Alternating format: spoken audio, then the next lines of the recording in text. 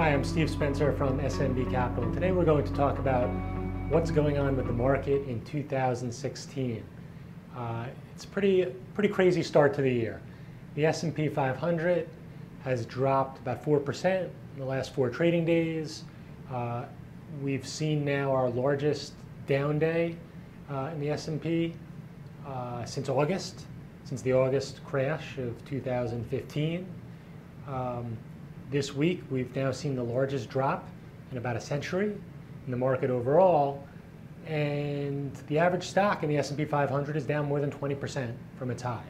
The small cap, the Russell, is in a downtrend. As of December 31st, it actually broke its recent uptrend and firmly in a daily downtrend, which has accelerated the last couple of days. And so things are pretty wild. The volatility is picking up. People are getting nervous. You probably start to hear more and more calls made on television about entering a bear market. This bull market of the last few years is now over. Not over the last year when stocks were getting hammered, but now.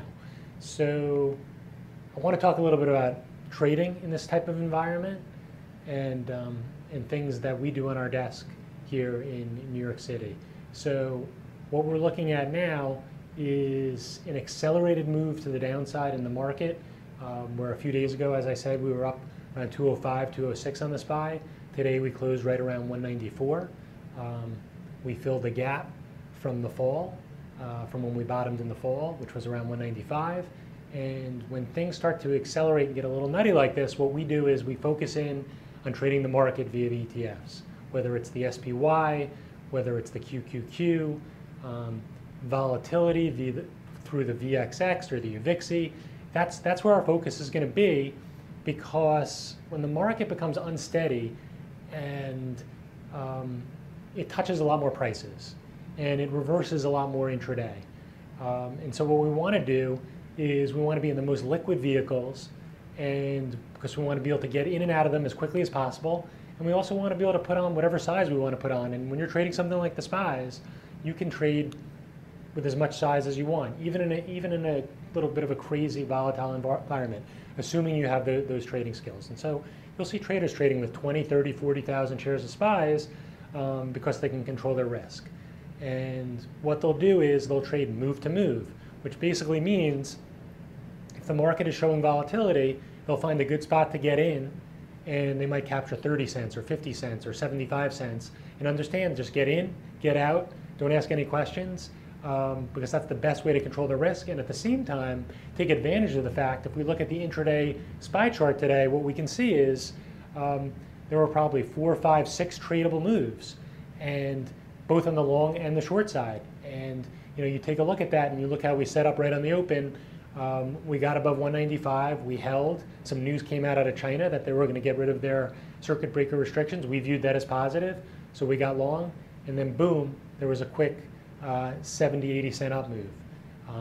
Then we actually had another up leg, which took us into 197, 197.50, which was a potential support area yesterday. We never touched, but then we used that as a potential spot to reverse. And we reversed from that 197, and we came right back down to 195 in a quarter where we supported on the open. Then the next trade that we saw was we were trending down at that point. We failed at the 196 area, and there was another short trade to the downside. And then some people traded. You can see we bounced off this 194 a few times. We knew that that was the pre-market support. I'm sure you've seen me tweet about this many times. Pre-market support is always a good level to trade long against. And people traded that 194 on the long side, and we popped right back up to 195 at the end of the day. And so there were tradable moves off of key prices just on the SPY.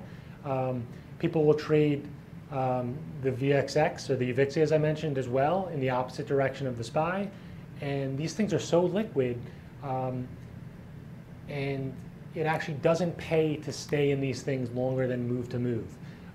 The only time you're really going to want to stay in for a longer move is if things are moving very slowly, very steadily, and there's a very clear trend line in either direction. And that's fine. But when things are bopping up and down, you want to get in, you want to get out, you don't want to ask any questions. And as long as the market remains like this, that's how we'll trade, whether it's the next few days, the next few weeks. that will be our focus on the desk. Good luck in 2016. It's shaping up to be a very volatile and potentially profitable year.